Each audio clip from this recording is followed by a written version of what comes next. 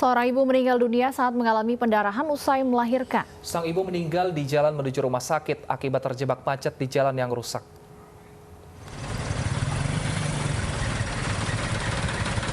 Di jalan inilah Jumarni harus meregang nyawa.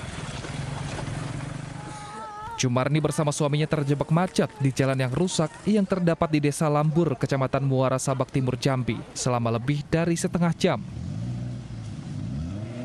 Jumarni pun tidak sempat dilarikan ke rumah sakit karena pendarahan usai melahirkan di rumahnya. Pendarahan disebabkan ari-ari yang masih tertinggal di rahim Jumarni.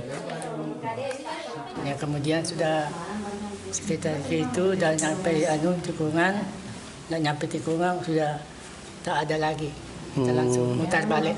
Jadi tidak jadi dirujuk ke rumah sakit? Tidak jadi. Putar balik ke rumah ya? Kan sudah ada lagi di situ. Kondisi jalan yang berlubang dengan lebar 1 meter ini membuat kendaraan harus bergantian untuk lewat. Akibatnya kemacetan panjang pun sering terjadi. Warga berharap jalan yang merupakan kewenangan pemerintah Provinsi Jambi ini bisa segera dibenahi sehingga hal yang sama tidak terulang kembali. Dari Tanjung Jabung Timur, Jambi, Hendri Rosta, iNews melaporkan.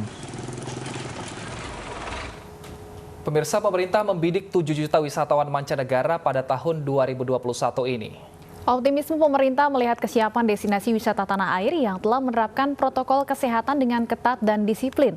Promosi digital pariwisata akan diperkuat terutama pada 5 destinasi super prioritas.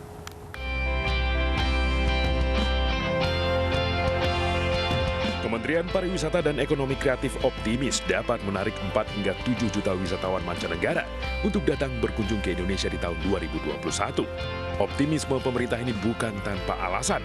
Di era adaptasi kebiasaan baru, protokol kesehatan telah diterapkan dengan ketat dan disiplin di seluruh destinasi wisata di tanah air. Bahkan Kemenparekraf bekerjasama dengan Kementerian Kesehatan untuk memaksimalkan penerapan CHSE di semua objek wisata.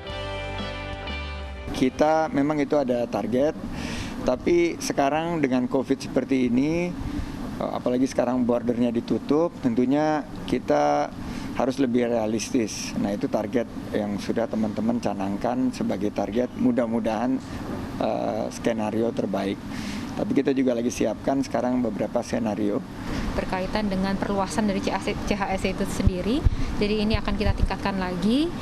Selain itu tentunya kita sambil melihat kondisi di lapangan berkaitan dengan COVID, tetapi keinginannya ke depan adalah bagaimana kita bisa menguatkan daya beli masyarakat berkaitan dengan produk dan services produk pariwisata dan ekonomi kreatif itu. Untuk mencapai target tersebut, sejumlah strategi akan dilakukan. Selain mendorong investasi sektor pariwisata dan pembangunan infrastruktur, Kemenparekraf juga akan memperkuat promosi pariwisata dengan memanfaatkan teknologi digital. Tim Liputan iNews melaporkan. Apa rasanya berenang di kolam renang yang terletak di tengah areal persawahan? Informasinya akan kami hadirkan usai jeda berikut. Tetap bersama kami.